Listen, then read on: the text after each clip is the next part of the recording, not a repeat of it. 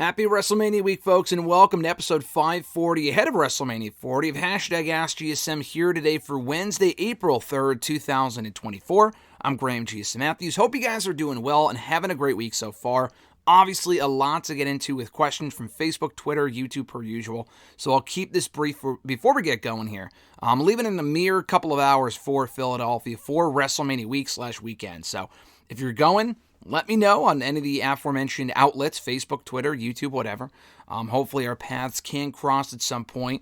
We've got a very busy next couple of days, so I'll try to figure something out as far as where I'm going to be. I honestly have no idea from day to day. There's a lot of different media stuff going on, and I'm finding out more stuff that's going on literally by the hour right now. So I'll probably have a better idea as we get further into WrestleMania weekend. But I am looking forward to it, though. The show itself is going to be great, I think. A lot of great stuff going on over Mania week per usual. So let's not waste any time. If you want to send in a question to the show, you can do so by tweeting me on the Twitter machine at WrestleRant with the hashtag AskGSM. Find me on Facebook as well, facebook.com/Graham.GSM.Matthews. Drop a comment on the post I usually put up on Tuesday nights, if not on the wall itself. And last but certainly not least, drop your question down below on the comment section on this very video. I'll include your question in next week's edition.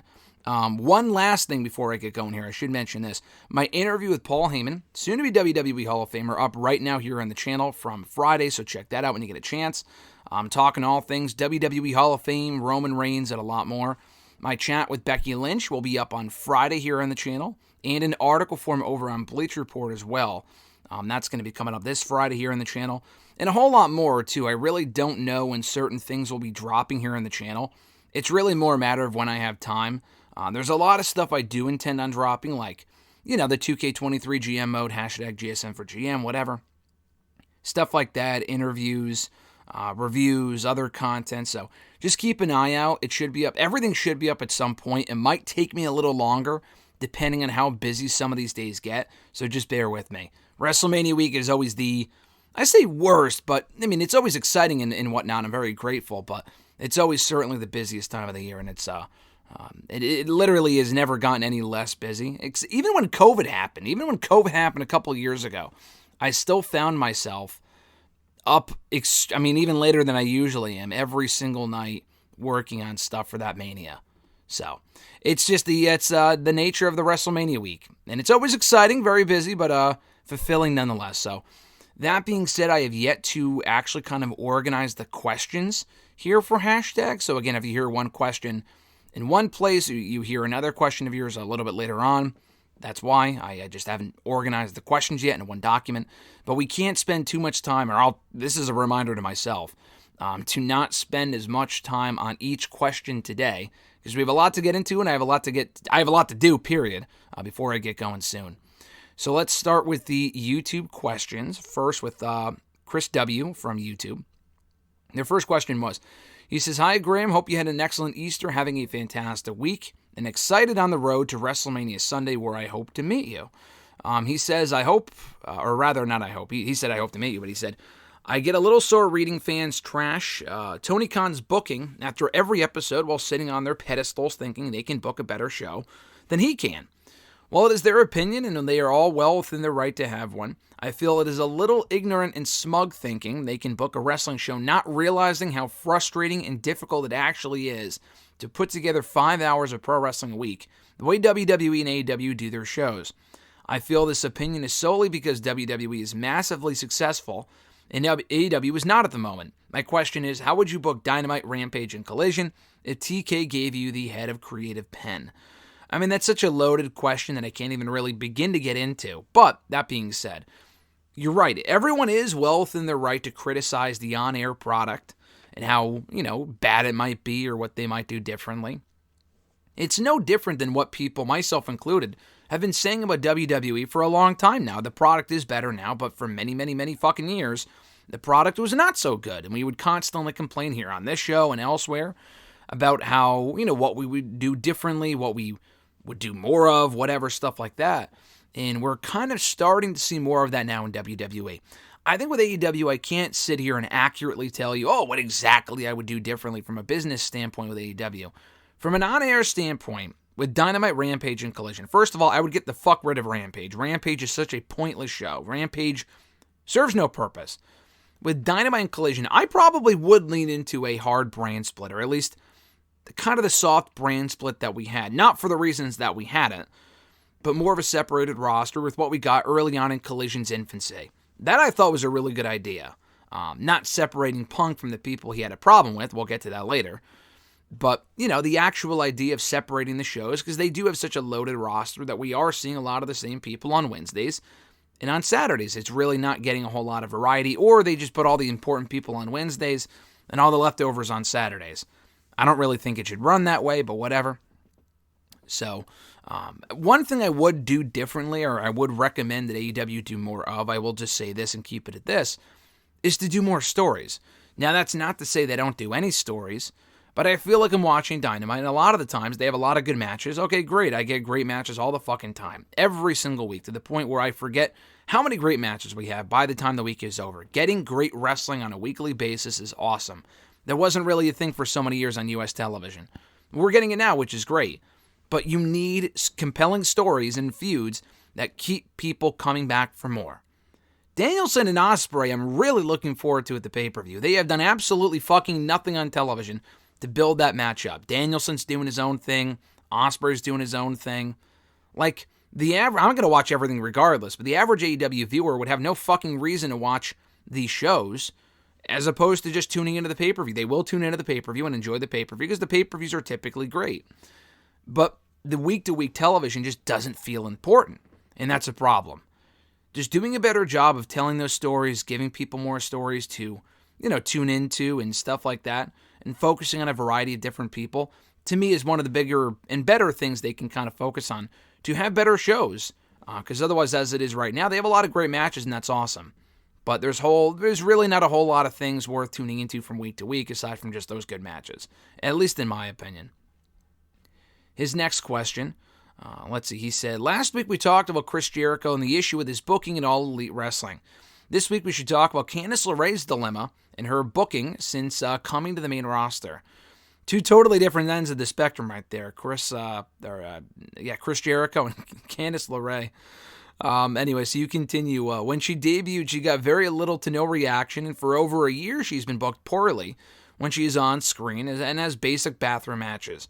It's frustrating because there was an aura to her in NXT where she felt like one of the best female wrestlers on the planet, and ever since then, she just feels like another girl on the roster. I'm also just not into this new heel run right now since it just came out of nowhere and doesn't feel organic or natural. Maybe in due time it will win me over like it did in NXT, but right now I'm not the least into her abrupt heel turn and whatever she's doing with Indy. What do you think? I'm digging what they're doing right now because it's something different, and it's at least given her something to do, I would say.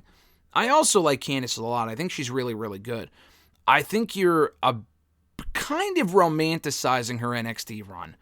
She had a lot of good matches in NXT, but she was never the star of that women's division. She challenged for the championship maybe a few different times, but not enough to where it was like, oh, this is, she's going to be the breakout star of this division. They had so many great women even while she was there, to the point where people said what you're saying about her right now, I mean, now more so than then. But people were saying for a while, oh, she's just another woman in the division. She doesn't really stand out at all. She's just Johnny Gargano's wife, whatever. She didn't really have, the Io Sky feud was great.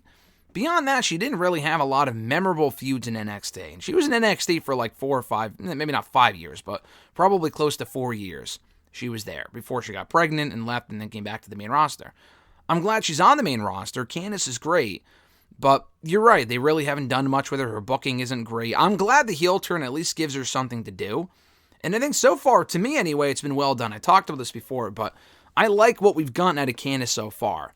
I think she's a natural babyface, but she's been a babyface now for 18 months and has not gone over at all like you mentioned. They just really have not put in any creative input whatsoever. Creative effort, rather, into getting her over. She's just not over at all.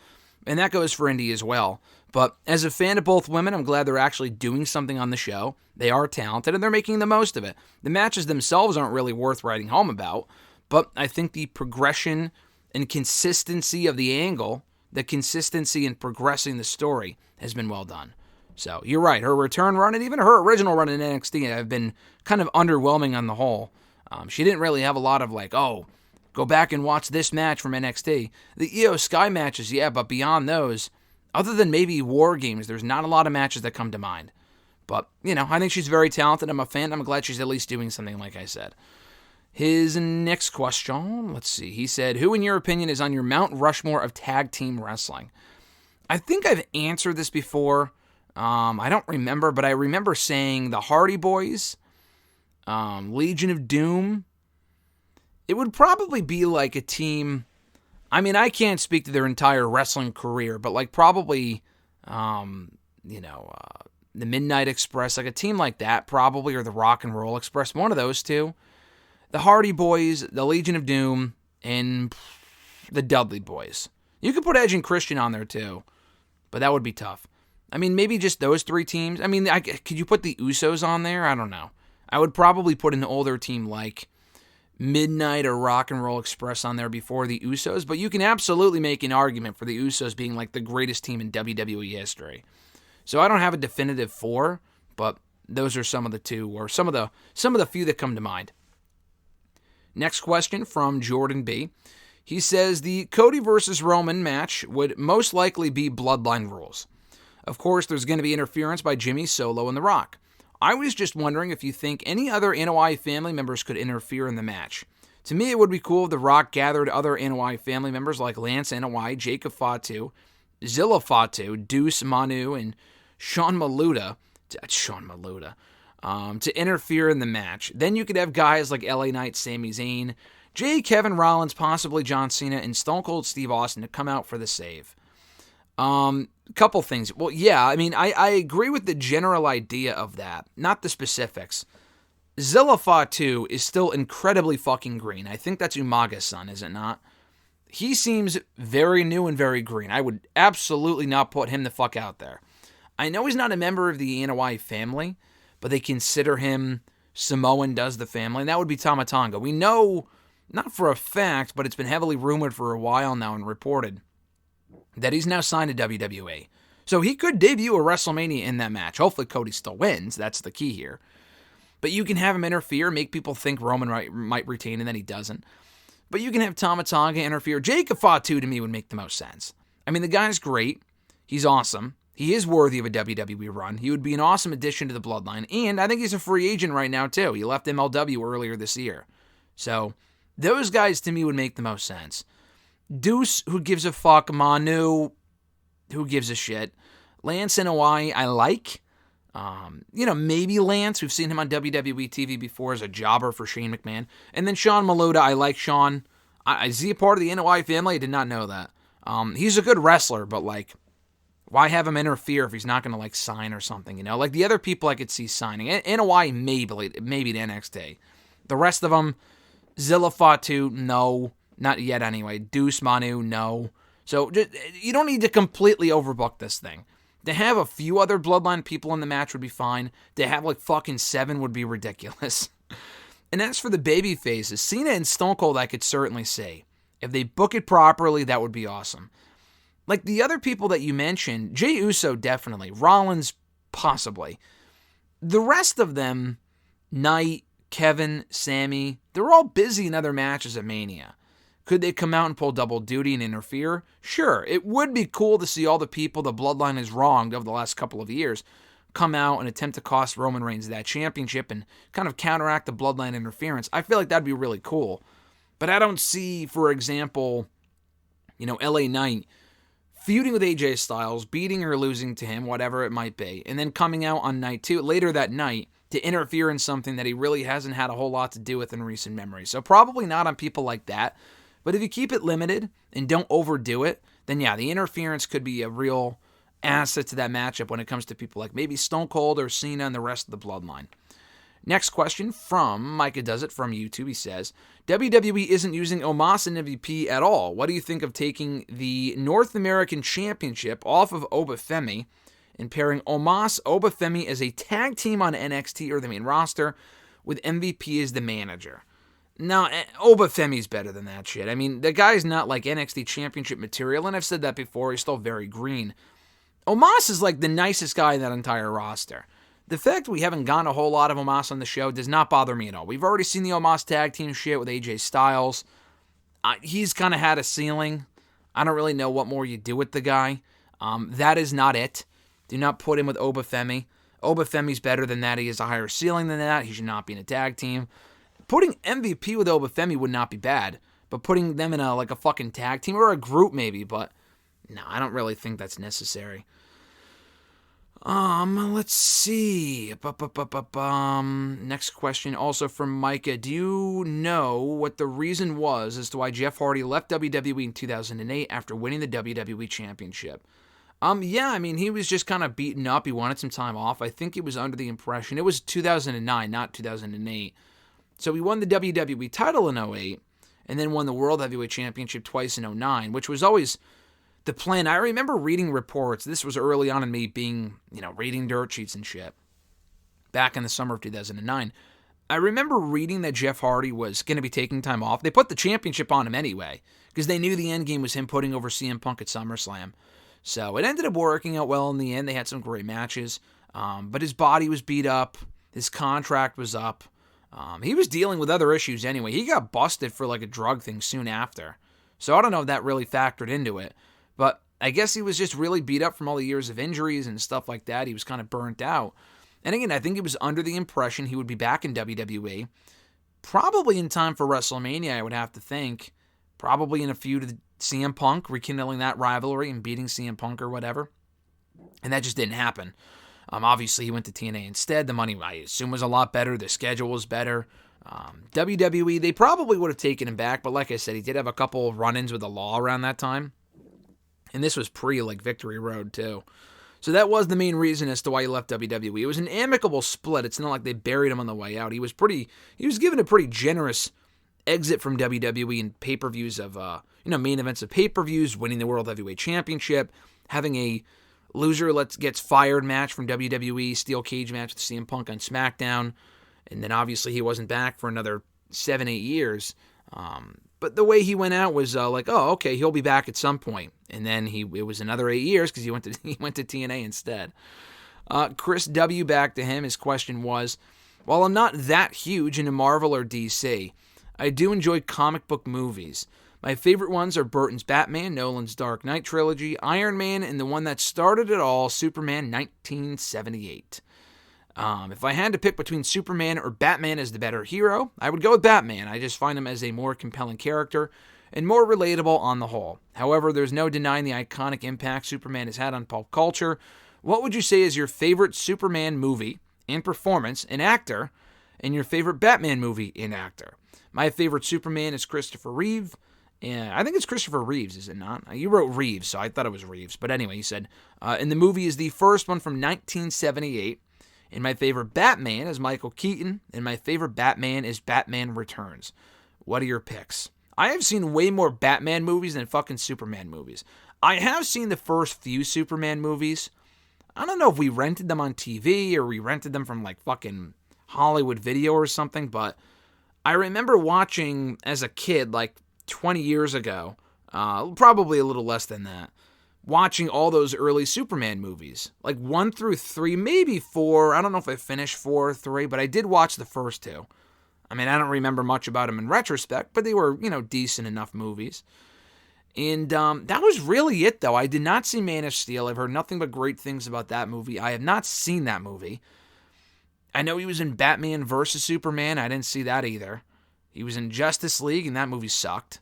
And that's it. I mean, I know they're making a new one, so the new one will probably be my favorite one, but that's not out yet. I gotta go with Batman. Batman's my guy between the two. I'm far more interested and, intrigued by Batman than I am Superman.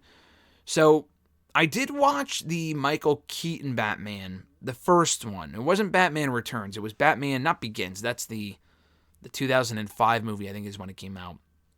But the one that they did with Keaton, I think it was just called the Batman. I forgot what it was called, but it was the first one with Jack Nicholson as the Joker. I watched that for the first time last year, actually, and it was goofy as fuck, but I could see why people like it.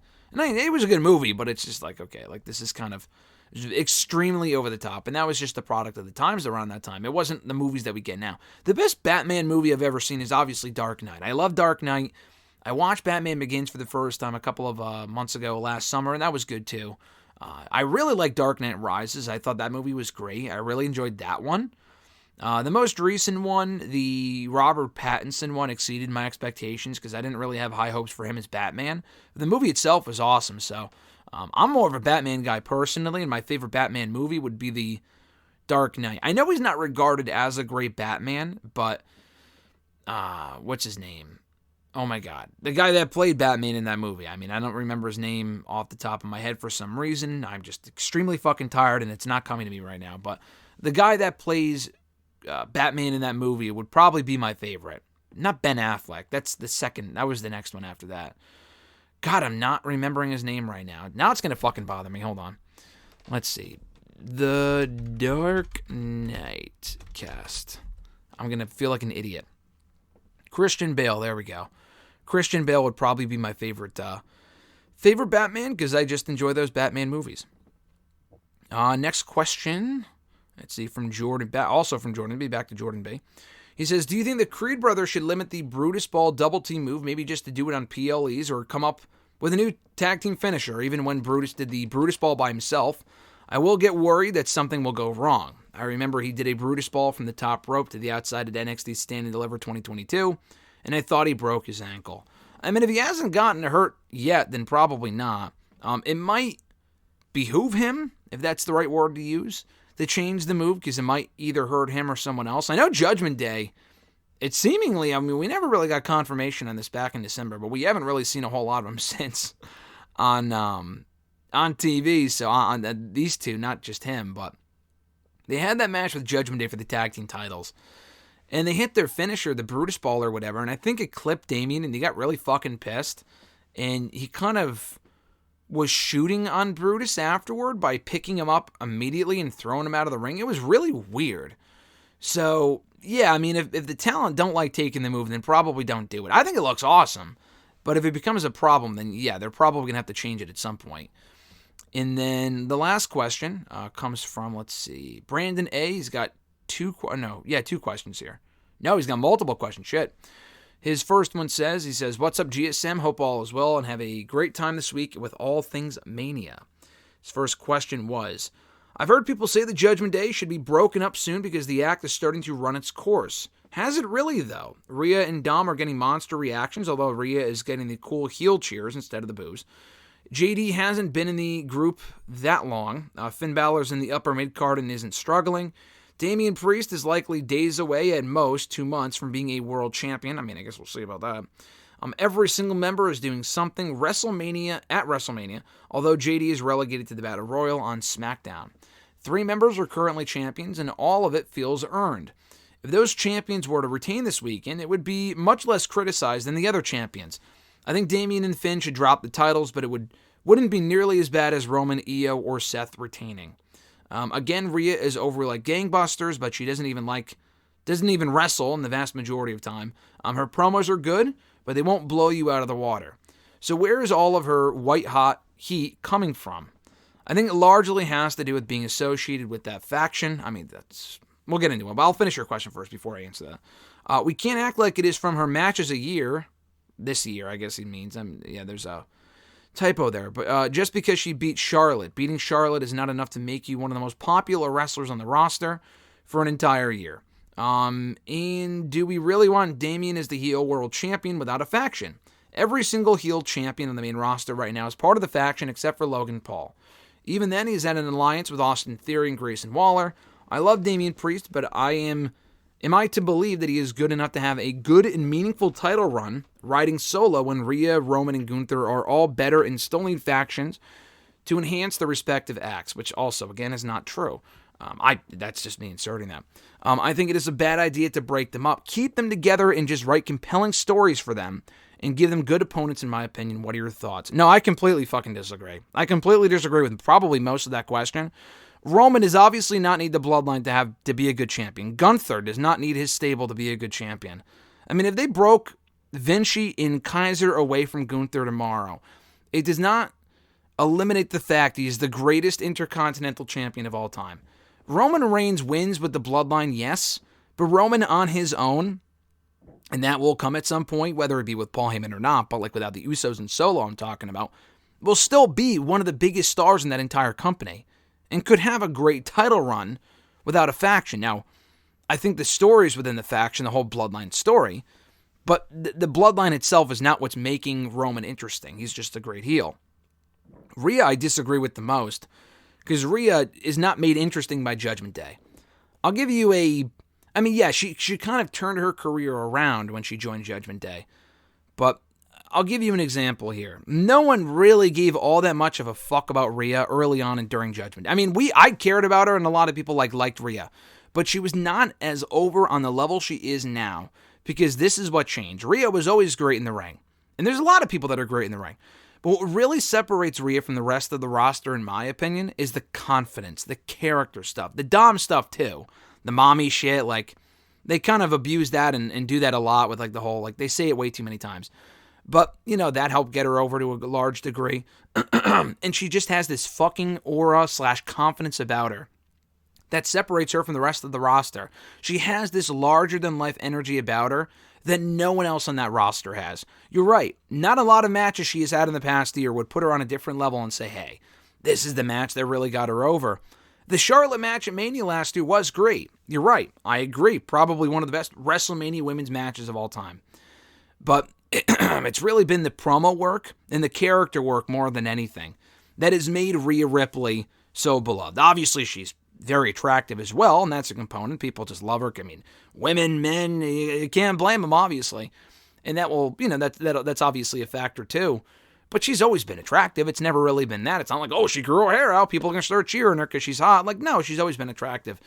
I think it's the confidence that she has carried as a character. That, to me, I don't know if a lot of people have said that, but because you go back even a couple of years ago, her promos were not great. Like, her promos were kind of her weakness in NXT. Even early on in the main roster, she didn't do well with promos. But she's done a lot better with promos since turning heel, and aside from the overabundance and over-reliance on the catchphrases, she's really become a great character on the show. And she's just awesome. She's fucking awesome in just almost every respect on the ring, in the ring, on the mic, as a character, whatever. So that's a big part of it. To answer your question, yes, you can break up Judgment Day. I don't really think it's this blow that you think it might be. It is, I don't know where you were a couple months ago, but people were like, man, I am sick of this Judgment Day bullshit. When they were on the show every fucking week, main eventing Raw, I didn't mind it too much personally, but I can understand where the frustration came from, where it stemmed from, because they were on the show every week doing the same shit every single fucking week. Every faction has a shelf life, and by Mania, they've been around almost exactly for 2 years now. And that's a long time. They've had a great run. But at a certain point, Rhea is more over than the faction itself. That's just a fact. It's a fact. She is a higher ceiling than anyone else in that group. And I like Dom a lot. Dom probably has a higher ceiling at this point than even Damian might. I'm not sure about that. But, I could see Damian as a world champion. I'm not sure about Dom. But I'm just saying with Damian, I'm not really sold on him, like you said, being a singles champion as far as how they might book him. I think he's great, and I think he's worthy of being world champion. But how they might book him, I'm not exactly sold on that. But yeah, no, I completely disagree with I think Rhea would be perfectly fine on her own. I do. There's a couple questions in your paragraph there as far as, like, is she, could she fly on her own? Is the faction, should they break up? No, they should absolutely break up. Damian Priest should not win the world championship without Judgment Day. But I think once he wins the title, and if he does, and we don't even know, at this point I'm kind of a little skeptical. If he does, they can go back to the tension they were teasing last summer with Balor being jealous and all this other sort of stuff. After a certain point, you got to move on. WWE has a lot of factions. They don't need to rely on the Judgment Day anymore. I was saying last year would have been too soon to break them up, and I agree with that. At this point in 2024, 2 years in, I would say I'm okay with them breaking up, but it has to be done the right way. They're not just going to break up overnight because everyone in the draft gets drafted together. They're not getting separated in the draft coming out of WrestleMania, I would imagine. So they have to book it properly. Your next question. It has been said time and time. Let's see. He said, this is a long-ass question. He said, it has been said time and time again how bad of an idea it was to turn Austin heel, that being Stone Cold Steve Austin. Inspired by my last question regarding changing wrestling acts before fans rebel, Do you understand why WWE would have thought it was a good idea at that point? Historically, it is hard to keep babyfaces over at the same levels over a long period of time, and he had been a face for 4 years at that point with no character evolution. If we go by the rules for everyone else and the fan reactions of everyone else, you try to make the move before the fans even start to turn. I understand that it was Austin, but if you use Hogan as your blueprint, and they definitely missed the boat with him. The Rock also got turned on by fans at least twice in that time period, as well as when WWE wasn't expecting it. I know Austin is a special case, but I would like to think Hogan and Rock were special cases, too, because and even they couldn't withstand being two of the biggest stars wrestling has ever seen and still falling victim to the fans turning. Business says that it was a bad decision, but history up until that point says you make the turn, in my opinion. The only part I thought WWE was done for was doing it in Texas with The Rock, about to leave to make a movie as well. Otherwise, you can't predict that it was going to hurt business as bad as it was, when literally every other top star in wrestling history changed alignment. Do you think I'm crazy for giving WWE some leeway on that? Not necessarily, because again, Steve Austin wanted to turn heel. It was something different for him. He didn't want to do the same old tired Stone Cold act. It freshened the act up by turning heel. The problem was, one, doing it in Texas, like you said, and two, he wasn't being booed. Like, between him and Rock, they were going to cheer Stone Cold because they just fucking love Stone Cold. People were not remotely ready to boo the guy. If people want to cheer him, then let people cheer him. That's the issue. They turned him heel. Rock was a babyface, of course, at that point, but he had to leave. So they didn't really have a top babyface foil for Stone Cold. The alliance should happen, and that was terrible, so... No, it's still a dumb decision in retrospect, not the dumbest decision they've ever made. But I think probably more so than turning him heel was not the fact that he turned heel, but the fact he buried the hatchet with Vince. I mean, that was the ultimate heel move, obviously. But that, for a lot of people, was the death of the Attitude Era, and understandably so. Because this guy is doing something that he vowed he would never do. And again, it was an interesting dynamic in that respect, but it never really went anywhere. Like, again, he was heel for a little while and never really lived up to its full potential. The heel run itself sucked. He had a lot of great character stuff and some really good matches, but he couldn't sustain the momentum as a heel because people just didn't want to boo him. If you can't be booed as a heel and people just continue receiving you as a babyface, it doesn't help your opponents, and it's not going to help you long term. So that's why it didn't really work and why it probably wasn't the best decision. Him turning on Vince, too, probably would have made it a little bit better. But just burying the hatchet with Vince for a lot of people, they checked out after that because they're like, man, I didn't sign up for this shit. As opposed to getting Steve Austin heel heat, they just gave up. And again, it's hard to blame him. His third question, if WWE opens WrestleMania 40, by the way, they did 30, what three legends would you have it be? I wouldn't use Austin, Hogan, and definitely not Rock this time. I would use Cena, Taker, and Bret Hart. All three had big moments at the last three milestones. I'd want to use Eddie for the 20 representative or Daniel Bryan for 30 representatives, but for obvious reasons, those can't happen. Yeah, I guess from that metric, you can say, oh, Cena. I mean, I would not have the show open with three legends, Cena, Taker, and Bret Hart. I just wouldn't do that. Because, I mean, with Hogan, and Rock, Hogan, and Stone Cold, those were the three... did I say Rogan? Did I say fucking Joe Rogan? Rock, Hogan, and Stone Cold. Those are the three biggest stars of all time right there. With Cena, Bret, and Taker, they're like 1B. I mean, Cena's one of the biggest stars ever, obviously. Taker and Bret Hart are like 1B. So, I mean, I guess that works. I'm not even really sure what other legends you would use. Maybe CM Punk. I feel like something with CM Punk, Bret Hart, and like Shawn Michaels. I mean, Bret and Shawn come from the same generation. Cena and Taker I kind of take from the same generation too, like the 2000s. Taker came from the 90s, obviously, but I don't know. You're saying all of the different, like the biggest stars from the last three Manias. What would that even be, though? For 10, obviously, Bret Hart, but Cena and Taker, what, because he came back at 20 as The Undertaker, like the character that we see now? I mean, I guess. And then Cena at 30 because he beat Bray Wyatt, or if that was flipped, Cena at 20 because he won his first world championship there. I don't really think of WrestleMania 20 as like the John Cena WrestleMania. And I don't really think of... I mean, I guess Taker lost the streak at 30, but it wasn't exactly a celebratory moment. So, I mean, yeah, I just wouldn't do that. If they honestly, Bret, Eddie, and Bryan would have been fucking awesome, though. Those three, to me, make more sense. Taker, Cena, and Bret, just... I don't know what the chemistry there would look like. That just seems bizarre to me. But I guess that's your best bet, considering the legends that we... If you don't want to reuse Hogan and Stone Cold, and Rock's busy, Probably Punk. Punk would be a bit different, at least. But beyond that, I'm not really sure who else he would put in there. He says, for his final 2 questions, what are some of your favorite WrestleMania matches that meet these 3 qualifiers? Non-title, non-Shawn Michaels, and non-streak. Apologies for the length of my first 2 questions. I always feel the need to give context so I can't be misunderstood or misconstrued. I do this in real life too. Save travels. No, it's no worries. I did not really realize how long the question was until I scrolled down and was like, holy shit. For both of them, I do want to spend some time on the other questions I got, though, so we can't spend too much time on this. But you said, what are some of your favorite WrestleMania matches that meet those qualifiers? Non-title, non-Shawn Michaels, non-streak? I really liked Orton and Rollins would probably be number 1 from WrestleMania 30. I also really liked, it's not going to be everyone's the top of their list, obviously, but AJ Styles and Chris Jericho. I don't know, I really like that match. Both of those matches are non-title.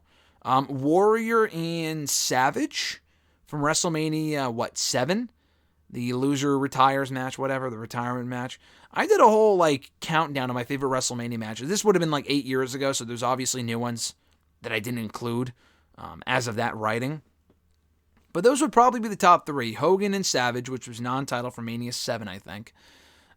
Jericho and AJ from 32, and then from 31, Orton and Rollins. I'm sure there's more. I mean, obviously, Taker, Shawn, stuff like that, but you said no Shawn Michaels matches.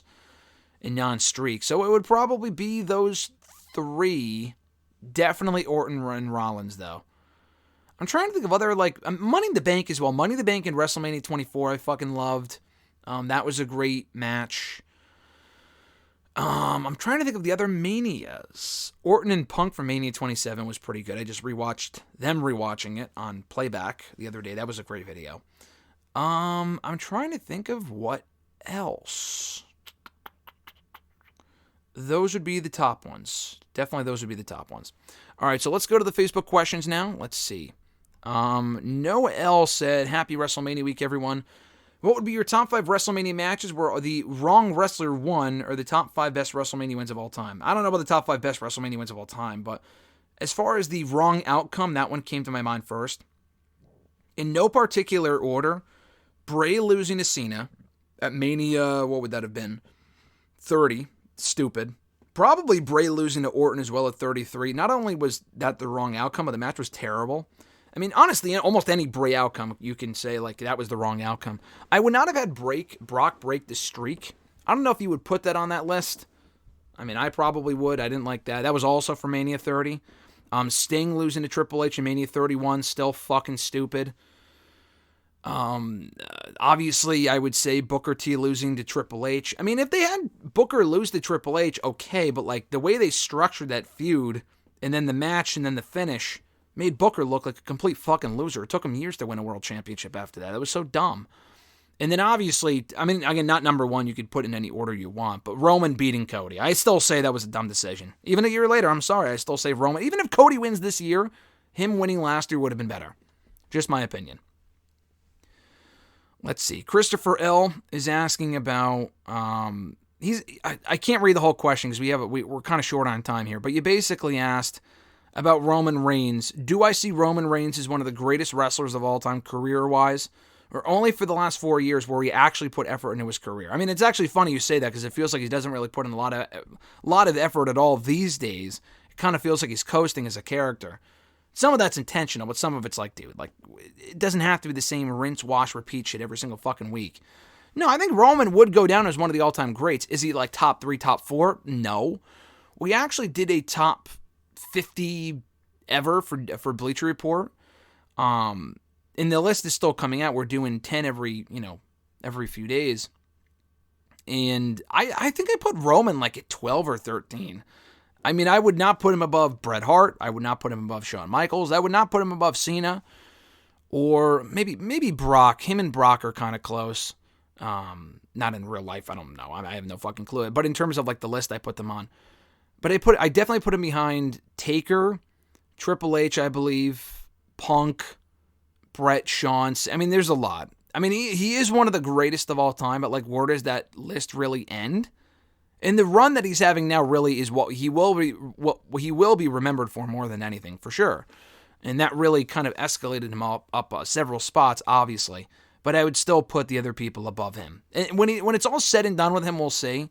But he's not even remotely, like, he would not be on my Mount Rushmore. For championship reigns, yes. In general, probably not.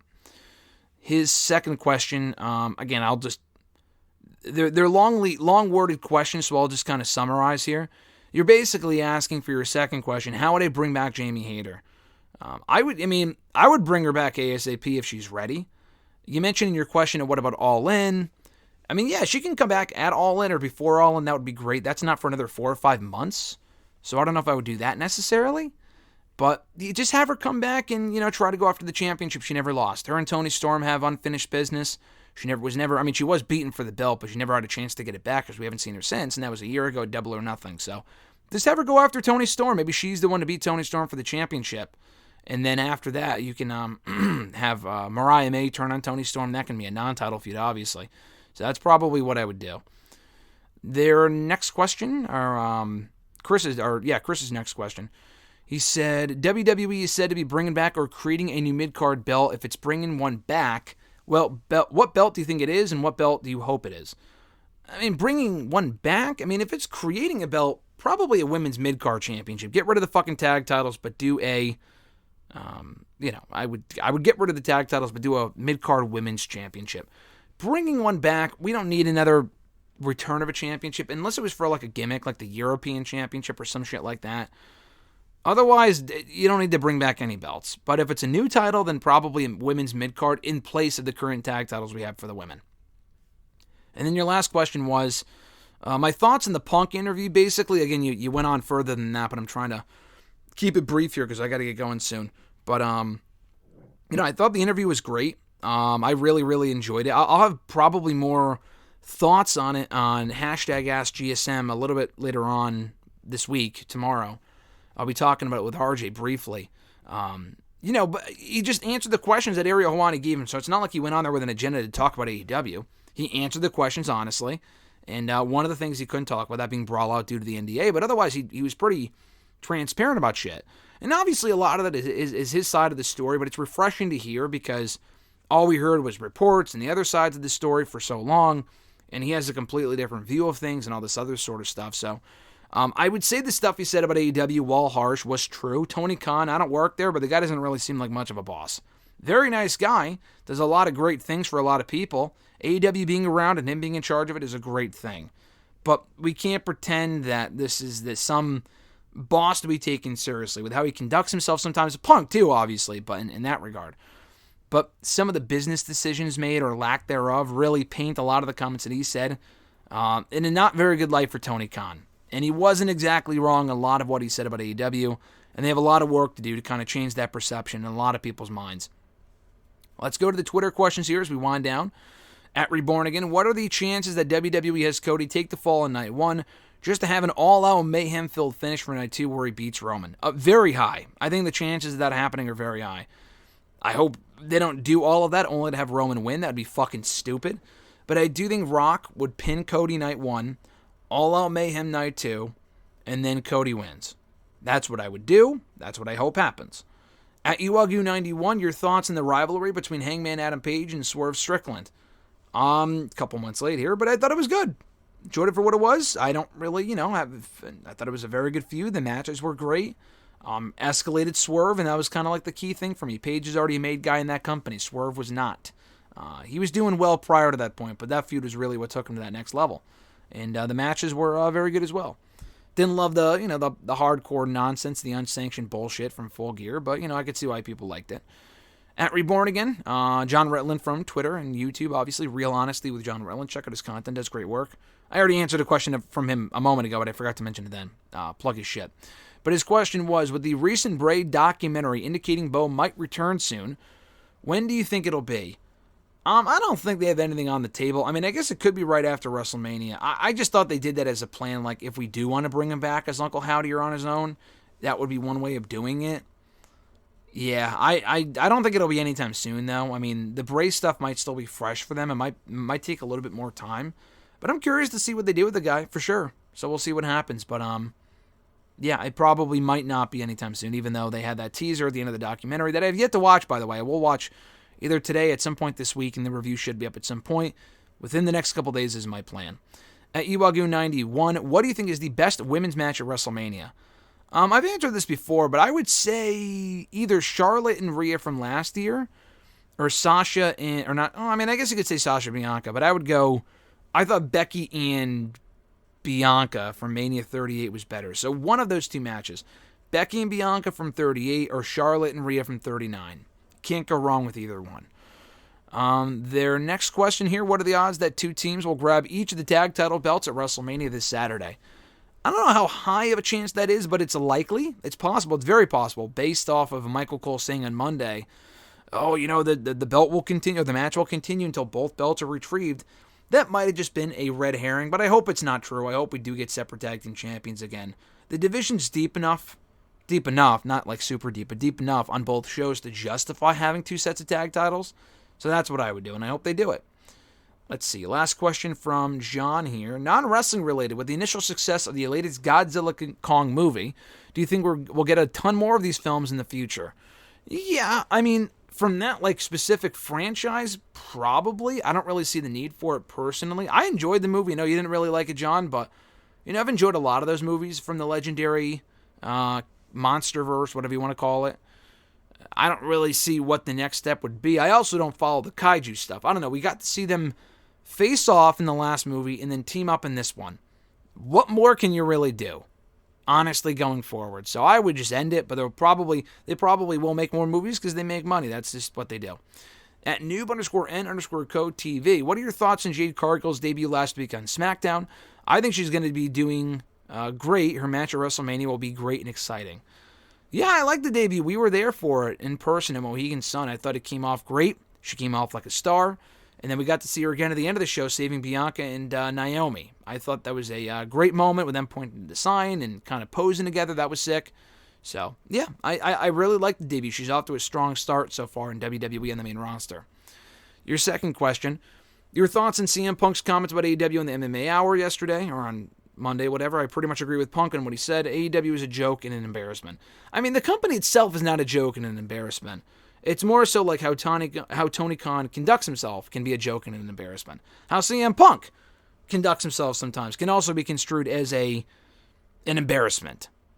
So, I'm not exactly, there's more that can be said with Punk. Like, he didn't really show enough remorse, I would say, on his end for how he acted towards the end there. And that is kind of something that's worth mentioning. But I already talked about the Punk stuff earlier. I agreed with a lot of what he said, and I'm glad he said it, because someone in a position that's higher up should be saying that sort of stuff so people take notice, whether it be people in the company or people thinking about going there. AEW is a great company, great show and whatnot. They have an amazing roster. But how Tony Khan acts as a boss sometimes is highly questionable, and I can't blame people for kind of losing interest in the company as far as wanting to follow it because of how he acts and some of the shit that he does sometimes.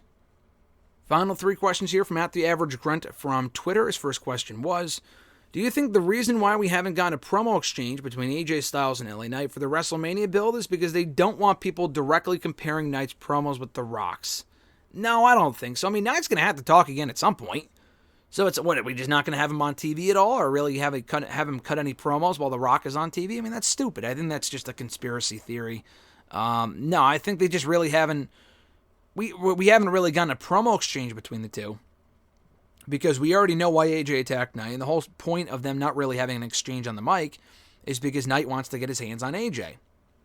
So why would they stand across from each other and speak? And they already kind of have. They've had dueling promos separately. To have them together cutting promos at this point in the program doesn't really make a whole lot of sense. I don't really think it's because of the reason that you mentioned, though. Your second question, what's your favorite pairing of WrestleMania theme songs? For me, I'm torn between Big Time and Dare You from WrestleMania 22, and Ladies and Gentlemen, and The Memory Will Never Die from WrestleMania 23, though I think I'm leaning towards the former. That's a great question. I never really thought about the best combination of Mania themes for one single Mania. 29 I did not like, but I really like, he's a fucking in trouble with the law now, but Diddy's Coming Home combined with that Bone song they used for Mania 29 I thought was great. The WrestleMania 28 theme songs I liked.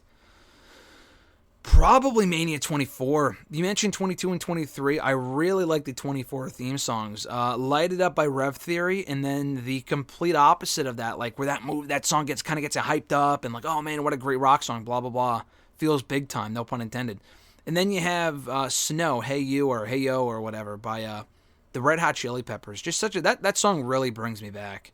Really brings me back to like when I first heard it. I didn't even watch Mania 24 as a fan. I just watched most of it the other day on Peacock, but man, that song's a real, like, that song really brings me back. I enjoy that one. So probably 24, the Red Hot Chili Pepper Snow song, and then Light It Up by Rev Theory as well. Last question of the episode, also from Grunt. Where do you rank Gasoline on the list of the weekend's WrestleMania theme songs? It has definitely grown on me, but my top choice is definitely less than 0 from last year. You know, it's funny to say that. We've talked about this a lot, Alexis and I, because she's a big Weeknd fan. She loves The Weeknd. I think it's cool they've used them 5 years in a row. I think it's fucking funny, and the songs are all good. None of the songs are bad. But as far as how I would rank them, it's funny you say that because I would rank them in the order they use them. My favorite is still, as popular as it is, overrated, whatever you want to call it. Blinding Lights for Mania 36. The one they used at 37, the 37 Mania, the Save Your Tears is my second favorite.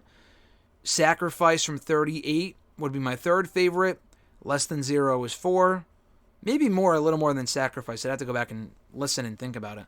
Gasoline's at the bottom for me. It's a good song. It's a great song, not a great WrestleMania theme song, but, I've heard from Alexis's brother who told me, oh, I wish they used Starboy. And Alexis said, oh, I wish they used Take Your Breath, which they used for Crown Jewel a couple years ago. I understand why they wouldn't want to use it again, but they might not give a shit. They've used pay-per-view themes twice. But Blinding Lights is still my favorite. It still, again, brings me back to, for how nostalgic, I guess, quote-unquote, it is, that COVID period 4 years ago. I'm hearing that song, trying to get excited for WrestleMania in a fucking warehouse, but, the song itself was great, and the Mania itself ended up being better than expected, so I still got to go Blinding Lights. And that's going to do it, guys, for episode 540 here today, ahead of WrestleMania 40 for hashtag AskGSM. Thank you guys, as always, for sending in the questions. The way it works out this year is great because hashtag falls on a Wednesday. I'm leaving today, and I'll be back on Tuesday, so we're not really missing any videos. I don't know when this will be up. But, bear with me with the video uploads, the interviews, content, reviews, gameplay, all that shit will be up at some point. It just takes me a little bit longer. So just keep that in mind just because I'll be busy all week in Philadelphia. Like, literally, we already had a pretty busy schedule with the media stuff going on and all the shows. I'll be going to SmackDown. So that's the other thing, too. Like, if you're at Mania weekend and if you're looking for a good place, like, I met up with a bunch of people last year at different times. But, like, if you're at Mania and you want to meet up for the first time, meet up again, whatever, and you're listening to this, just let me know, one. But two, I think the best place to do it would probably be at any of the shows. I'm going to try to check out WrestleCon at some point. I'll be at World probably a lot throughout the weekend. But primarily, I'll be at all the shows. I'll be at SmackDown on Friday, / Hall of Fame, both nights of Mania, and Raw on Monday. So if you're at any one of those shows, let me know. Hopefully our paths can cross at some point. I meet a lot of new people for the first time at these things, and it's really cool, whether it be by accident or we intentionally meet up, and it's really cool to see people that I've been, people like you fine folks that I've been talking to through these, Twitter, Facebook, and YouTube apps for so long. So, we'll see. Let me know if you're going to be at Mania. Enjoy the show if not. If so, enjoy the show if you're not. Sitting at home watching the pay-per-view, that's perfectly fine too. Have an awesome WrestleMania week, folks. I'm Graham GSM Matthews, and I'll catch your ass down the road to WrestleMania.